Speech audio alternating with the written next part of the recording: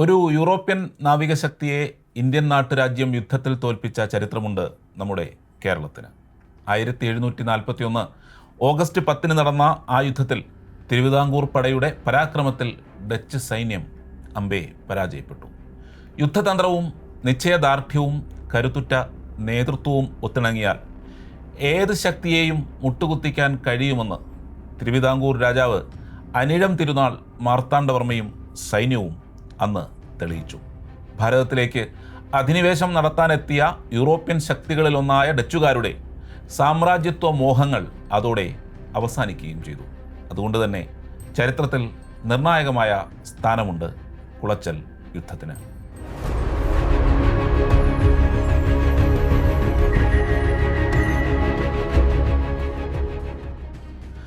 1602 March 20 Dutch ഗവൺമെൻറ്റിൻ്റെ അനുഗ്രഹാശിസ്സുകളോടെ Dutch east India company ആരംഭിക്കുന്നത്. ലോകത്തിലെ തന്നെ ആദ്യ ബഹുരാഷ്ട്ര കുത്തക എന്ന് വിളിക്കാവുന്ന രീതിയിലായിരുന്നു കമ്പനിയുടെ പ്രവർത്തനങ്ങൾ. സ്പെയിനുമായുള്ള യുദ്ധത്തിൽ സഹായിക്കാനും സമുദ്രമേഖലകളിലെ വ്യാപാരങ്ങൾ കൂടുതൽ ശക്തിമത്താക്കലുമായിരുന്നു കമ്പനിയുടെ ലക്ഷ്യം. സ്വന്തമായി സൈനിക ശക്തിയും യുദ്ധത്തിലേർപ്പെടാനുള്ള അനുവാദവും അവർക്ക് ലഭിച്ചിരുന്നു. കുറ്റവാളികളെ തൂക്കിലേറ്റാനും സൈനിക നീക്കങ്ങൾ നടത്തി രാജ്യങ്ങൾ വെട്ടിപ്പിടിക്കാനുമുള്ള അനുവാദവും ഡച്ച് ഈസ്റ്റ് ഇന്ത്യ കമ്പനിക്ക് ഡച്ച് സർക്കാർ നൽകിയിരുന്നു. ഷെയറുകളുടെ അടിസ്ഥാനത്തിലുള്ള വ്യാപാരം ആദ്യമായി ആരംഭിച്ചതും ഡച്ച് ഈസ്റ്റ് ഇന്ത്യ കമ്പനിയാണെന്ന് പറയപ്പെടുന്നു. 1604 സാമൂതിരിയുമായി ഉടമ്പടി ഉണ്ടാക്കിയതോടെയാണ് ഡച്ചുകാർ കേരളത്തിൽ ചുവടുറപ്പിച്ചത്. പോർട്ടുഗീസുകാരെ പുറന്തള്ളാൻ വേണ്ടിയായിരുന്നു സാമൂതിരി ഡച്ചുകാരുമായി കരാറിലെത്തിയത്. സാമൂതിരിയുടെ അനുവാദത്തോടെ കോഴിക്കോട്ട് വാണിജ്യ കേന്ദ്രങ്ങളും കച്ചവട സ്ഥാപനങ്ങളും ആരംഭിച്ച ഡച്ചുകാർ പോർച്ചുഗീസുകാരുടെ വാണിജ്യ താൽപ്പര്യങ്ങൾക്ക് ഒരു ഭീഷണിയായി ഉയർന്നു വന്നു.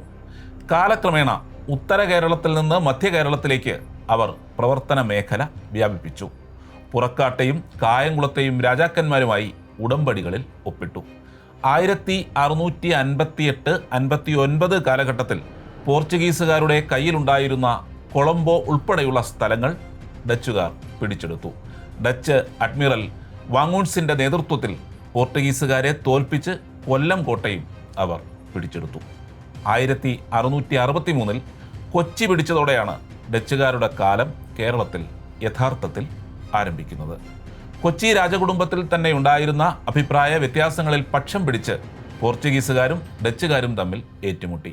9 ദിവസം നീണ്ട യുദ്ധത്തിനൊടുവിൽ 1663 ജനുവരി 6 ഡച്ചുകാർ കൊച്ചിക്കോട്ട പിടിച്ചടക്കി.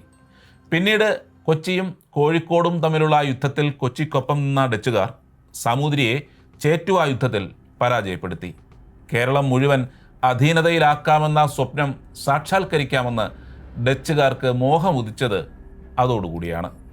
ചെറു രാജ്യങ്ങളുടെ ഭരണത്തിൽ ക്രമേണ ഡച്ചുകാർ ഇടപെടാനും തുടങ്ങി. ബ്രിട്ടീഷ് ശക്തിയുടെ വളർച്ച തടയുക എന്ന ലക്ഷ്യത്തോടെ കേരളത്തിൽ നാട്ടുരാജ്യങ്ങളെ ആക്രമിച്ച് കീഴ്പ്പെടുത്തി വ്യാപാര മേഖലകളിൽ മേൽക്കൈ നേടാൻ ഡച്ചുകാർ ആഗ്രഹിച്ചു. ഈ നയം നടപ്പിൽ വരുത്താൻ തീരുമാനിച്ചത് ഡച്ച് ഗവർണറായ വാൻ ഇംഹോഫ് ആയിരുന്നു. എന്നാൽ അപ്പോഴേക്കും മാർത്താണ്ഡവർമ്മ മഹാരാജാവിൻ്റെ കീഴിൽ തിരുവിതാംകൂർ പ്രബല ശക്തിയായി മാറിയിരുന്നു. ഇത് ഡച്ചുകാരുടെ മോഹത്തിന് തിരിച്ചടിയായി. അങ്ങനെ തിരുവിതാംകൂറിനെതിരെ ചെറിയ രാജ്യങ്ങളെ ഒളിഞ്ഞും തെളിഞ്ഞും സഹായിക്കുന്ന തന്ത്രം ഡച്ചുകാർ തിരഞ്ഞെടുത്തു. കായംകുളവുമായുള്ള തിരുവിതാംകൂറിൻ്റെ സംഘർഷങ്ങളിൽ ഡച്ചുകാർ ആദ്യം നിഷ്പക്ഷത പാലിച്ചു. എന്നാൽ കാലക്രമേണ ഏതൊരു സാമ്രാജ്യത്വ ശക്തിയെയും പോലെ ഡച്ചുകാരും തങ്ങളുടെ തനിസ്വരൂപം പുറത്തെടുത്തു തുടങ്ങി. തിരുവിതാംകൂറിൻ്റെ വികസനത്തെയും ശക്തിയെയും തടുത്തു നിർത്താൻ കായംകുളത്തെ കരുവാക്കാമെന്ന് അവർക്ക് തോന്നി. കൊച്ചിയിലെ ഗവർണറായ M.A. മേറ്റൻ ഇക്കാര്യത്തിൽ പ്രകോപനപരമായ നിലപാടാണ് സ്വീകരിച്ചത്. കായംകുളം രാജാവുമായി സംഘർഷമുണ്ടാക്കരുതെന്ന് മേറ്റൻ മാർത്താണ്ഡവർമ്മയോട് ആവശ്യപ്പെട്ടു. ഇളയിടത്ത് സ്വരൂപത്തെ തിരുവിതാംകൂറുമായി കൂട്ടിച്ചേർത്തത് അന്യായമാണെന്നും മേറ്റൻ മാർത്താണ്ഡവർമ്മയെ അറിയിച്ചു. യൂറോപ്യൻ്റെ ഹുങ്കിനെ തരിമ്പും വകവയ്ക്കാൻ മാർത്താണ്ഡവർമ്മ തയ്യാറായില്ല. ഡച്ച് ഈസ്റ്റ് ഇന്ത്യ കമ്പനിയുടെ കച്ചവട താൽപ്പര്യങ്ങളെ ബാധിക്കാത്ത കാര്യങ്ങളിൽ ഇടപെടരുതെന്ന ശക്തമായ സന്ദേശമാണ് അദ്ദേഹം നൽകിയത്. രാജ്യത്തിൻ്റെ ആഭ്യന്തര കാര്യങ്ങളിൽ ഡച്ചുകാർ ഇടപെടേണ്ട കാര്യമില്ലെന്നും രാജാവ് സംശയലേശമെന്നി വ്യക്തമാക്കി.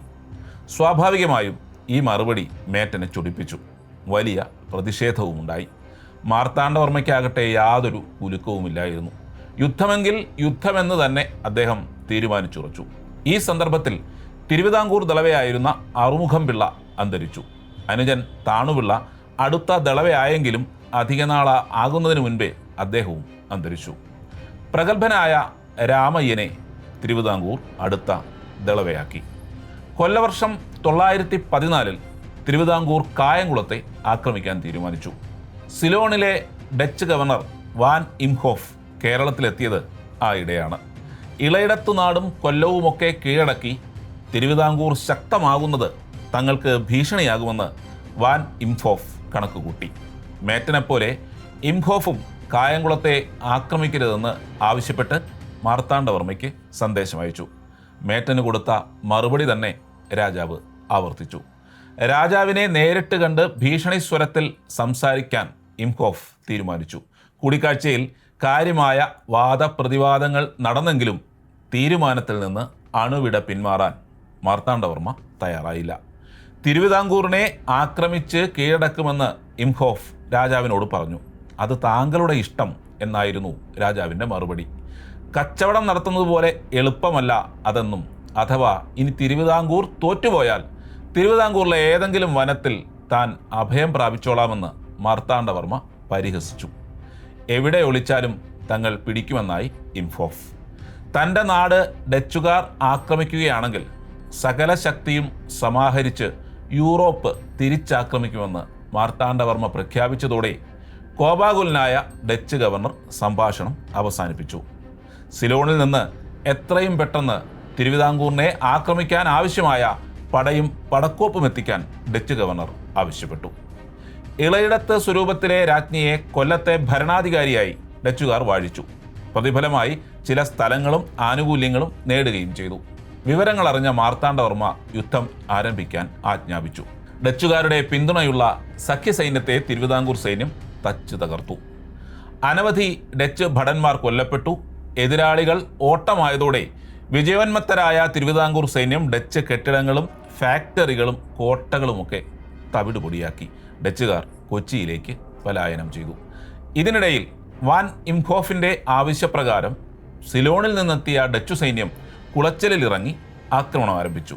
അങ്ങനെയാണ് ലോക ചരിത്രത്തിൽ തന്നെ ശ്രദ്ധിക്കപ്പെട്ട ഒരു യുദ്ധത്തിന് കുളച്ചൽ വേദിയായത്.